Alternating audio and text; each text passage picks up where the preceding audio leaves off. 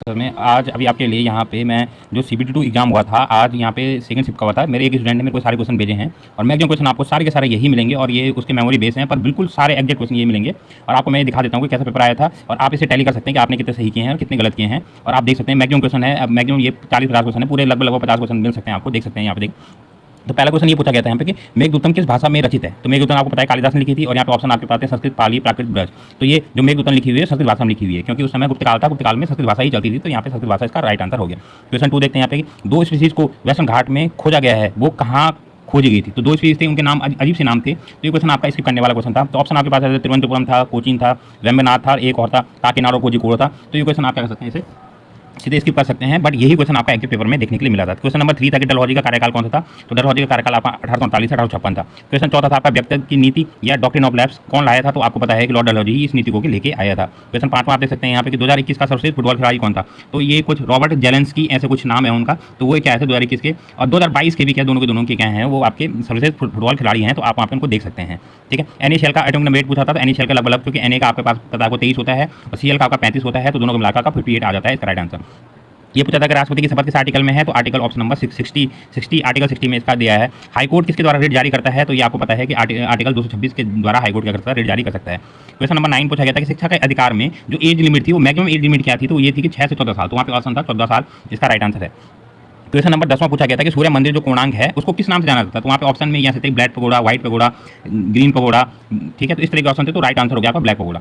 Agenda 21 में ये पूछा गया था कि 21 क्या रिफर करता है। तो 21 आपको एजेंडा 21 आपको पता है कि 1992 में जो रियो डी जो समिट हुई थी उसमें आपका 21 रिप्रेजेंट करता है आपका 21वीं सेंचुरी को। क्वेश्चन नंबर 12 आप देख सकते हैं कौन संतूर वादक का शिष्य जो पॉपुलर हुआ। तो एक ऐसे संतूर वादक थे जिनकी एक शिष्या थी वो बहुत ही ज़्यादा पॉपुलर हुई थी और वो किसकी थी, वो शिव कुमार शर्मा जी की एक शिष्य थी जो संतूर वादक थी। ठीक है, तो वहाँ पे इनका नाम पूछा गया था कि किसकी शिष्य थी। तो शिव कुमार शिष्य थी, पर उनका नाम नहीं दिया गया था। अब यहाँ पे एक क्वेश्चन नंबर 13 ये पूछा गया कि हैप्पीनेस इंडेक्स में टॉप किसने किया है। तो ये क्या है आपका फिनलैंड ने इसको क्या किया है, टॉप किया है।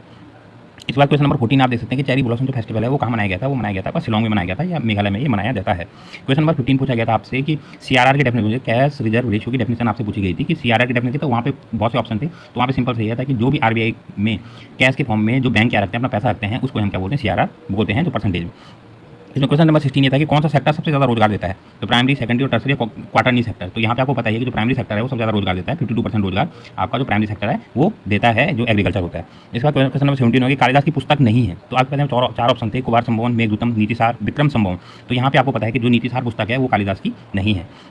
क्वेश्चन नंबर 18 आपको पूछा गया था कि एकता दिवस किसके बर्थडे के दिन मनाया जाता है। तो आपको पता है कि 31 अक्टूबर को एकता दिवस मनाया जाता है और सरदार वल्लभ भाई पटेल के जन्मदिन को ही एकता दिवस मनाया जाता है। इसके बाद क्वेश्चन नंबर 19 आपसे पूछा गया था नौरा अल मतरूसी किस देश से संबंधित है। तो ये पहली आपकी अंतरिक्ष यात्री बनने वाली है, जो UAE से हैं, संबंधित है। इसके बाद क्वेश्चन नंबर 20 पूछा गया आपसे DPSP किस देश से लिया गया था, भारतीय संविधान। तो ये आपको पता है कि आइलैंड से लिया गया था, तो इसको हम आयरिश से भी बोलते हैं कि आयरिश से लिया गया था। क्वेश्चन नंबर 21 आप देख सकते हैं कि DPSP के बारे में कुछ स्टेटमेंट दिए गए थे। ये दिया गया था कि DPSP न्याय योग्य है नहीं, DPSP किसी न्यायालय में न्याय योग्य नहीं है, या किसी न्यायालय में ये हाई कोर्ट में न्याय योग्य है, सुप्रीम कोर्ट में न्याय योग्य है। तो जो इसका राइट आंसर होता है वो आपके पास होना था किसी न्यायालय में DPSP आपके न्याय योग्य नहीं है। इसके बाद ये पूछा गया था कि आर्टिकल जो 5 से 11 है वो किसको संबंधित है। तो आपको पता है नागरिकता से संबंधित है, या पार्ट भाग जो सेकंड है वो आपके पास सिटीजनशिप से संबंधित है। क्वेश्चन नंबर 23 ये पूछा गया था आपसे कि मछली उत्पादन में भारत का परसेंटेज क्या है पूरे विश्व में। तो इसका जो राइट आंसर आपके पास ऑप्शन है आपको इस तरीके से देगी 6.56, 7.56, 9.56, 11.56। तो इसमें जो राइट आंसर आपके पास वो आपके पास है 7.56।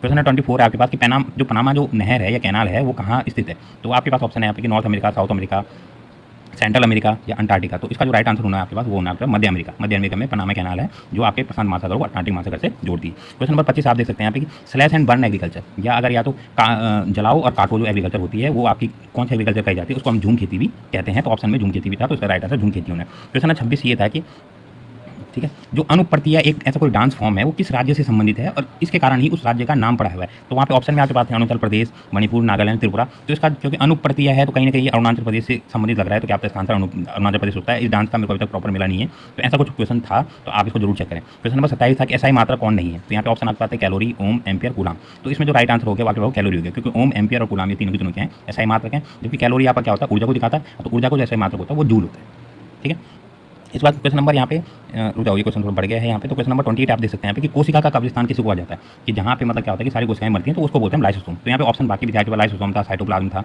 इस तरीके के ऑप्शन थे। तो इसमें जो राइट आंसर आपका लाइसोसोम ही होगा। क्वेश्चन नंबर 29 देख सकते हैं यहाँ पे, उत्तर भारत में वर्षा, सर्दियों में वर्षा किसी कारण होती है। तो यहाँ पे ऑप्शन आपके पास है पश्चिमी विक्षोभ, south west monsoon, east monsoon, ये मानसून। तो यहाँ पे जो राइट आंसर है वो हो गया वेस्टर्न डिस्टर्बेंस या पश्चिम विक्षोभ। क्वेश्चन नंबर 30 है आपके, गुद्देदार जो पादप होते हैं उनमें क्या नहीं होता है। तो ये क्वेश्चन प्रॉपर नहीं मिल पाया है। तो इसमें ये है कि ऑप्शन थे यहाँ पे कि तना, जड़, पत्तियाँ नहीं होती हैं, मरसुले पौधे होते हैं। तो ये अब इस आंसर मुझे भी नहीं पता है और ना ही ये क्वेश्चन प्रॉपर मिल पाया है। क्वेश्चन 31 आप देख सकते हैं, सबसे बड़ा स्लम कहाँ है, जो सबसे बड़ी जो झुग्गियाँ हैं वो कहाँ है भारत में, आपको